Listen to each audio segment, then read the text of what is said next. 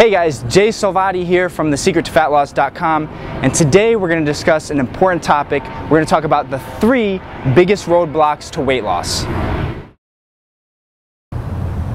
Now, the first roadblock we're going to discuss is the lack of motivation. Now, you want to have constant motivation, and there's several ways that you can do this, but however you achieve it, you want to make sure that you are constantly motivating yourself. It could be looking up motivating videos on the internet, or motivating posters, or say a date.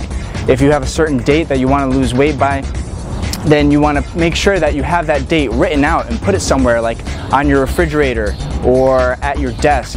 You want to always have that goal in your mind, and you want to constantly find ways to motivate yourself. One of the ways that I do it is I like to look at videos of people that are successful in either, fitness competitions, or people that have been on covers of magazines for fitness, something like that, to get you motivated. That may not be your thing, and you want to find what works for you, but you definitely got to keep that motivation and that fire constant. So the second thing is that motivation, I believe it should be both internal and external. And a lot of people will say that, motivation should only be internal, meaning that you yourself, you only have this goal and you're doing it for yourself and nobody else. Now that's great. I do believe that motivation should be internal, but I also believe that it should be external to a degree, because you want to have some external motivation out there as well. Because what you'll notice is that depending on how you feel, and depending on how motivated you are to go for a certain goal, different types of motivation can actually be the thing that gets you even more motivated. For instance, if you're motivated internally and your goal is just for you, then there may be times where you don't feel as motivated to get your goal done because you don't really feel into it. Whereas if there's an external goal, meaning that maybe someone else is counting on you, or maybe someone is trying to tell you that you can't do a certain goal or achieve a certain goal, and then you're going to use that external motivation to say, no, I can do that certain goal. See, those two things put together, both the internal and the external motivation, are going to be great, because at certain times you're going to be able to use both of them to kick you to that next level of motivation.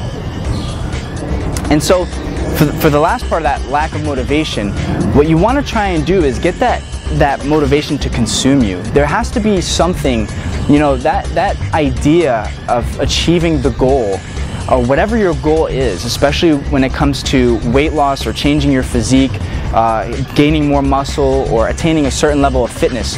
It's got to be on your mind constantly. And a lot of people will confuse obsession with a pure desire. Most people will say, oh, that's just someone who is being obsessed. But no, that's discipline. A lot of people will confuse the obsession for discipline, and there's nothing wrong with being disciplined. The people who aren't disciplined will look at you and say, wow, that person is obsessed. No, that person is disciplined. They're after a goal and they're keeping it on their mind constantly.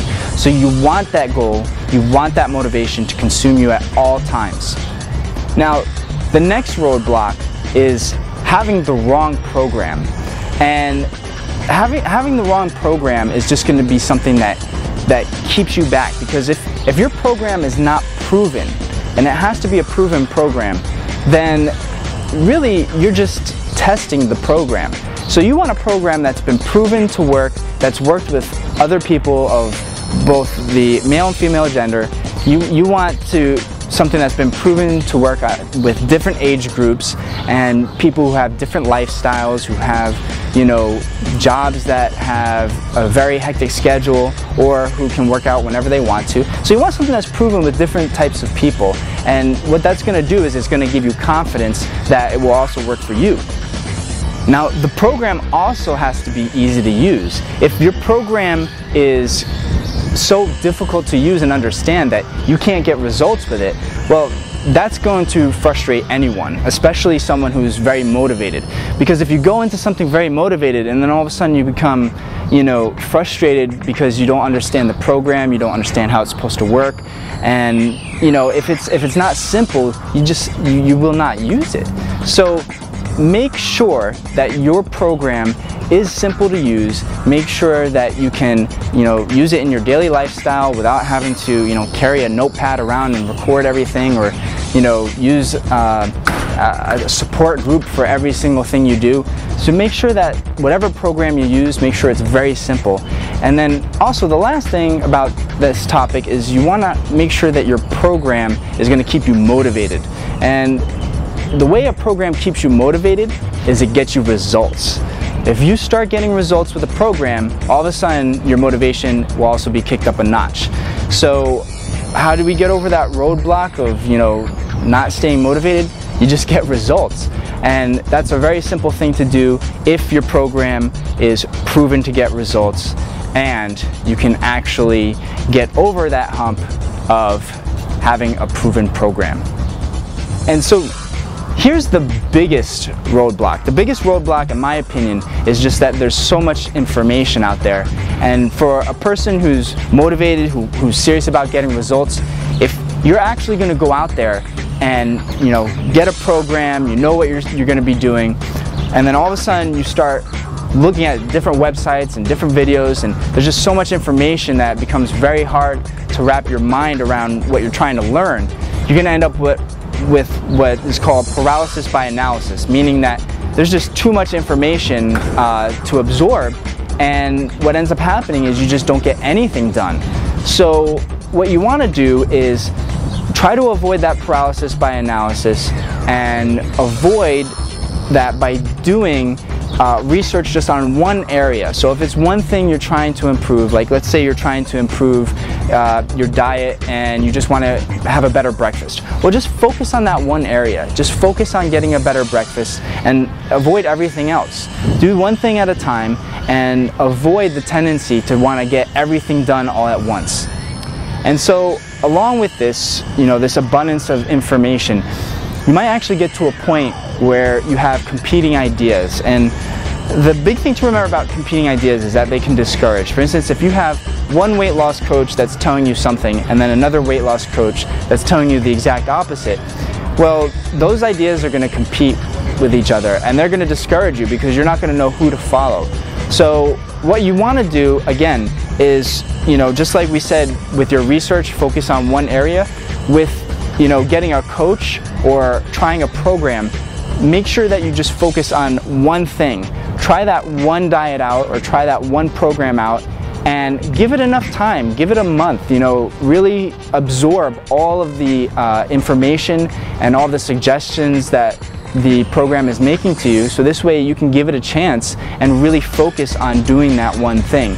So we have all this information, but we don't want to let any part of it become discouraging to us, especially if we have competing ideas.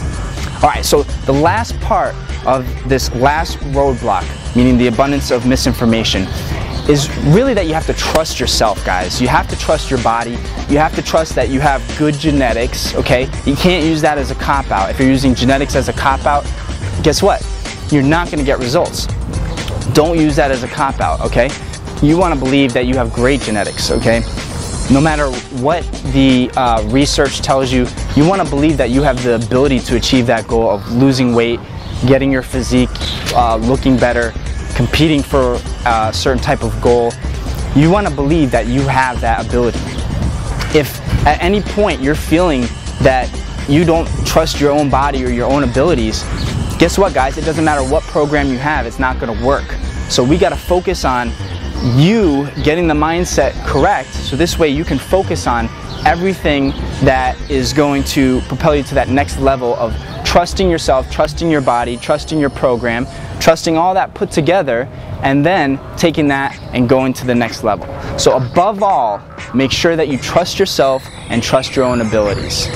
I'm Jay Salvati, and stop by thesecrettofatloss.com for extra videos and information on how to lose weight and great tips and articles. I'll see you in the next video.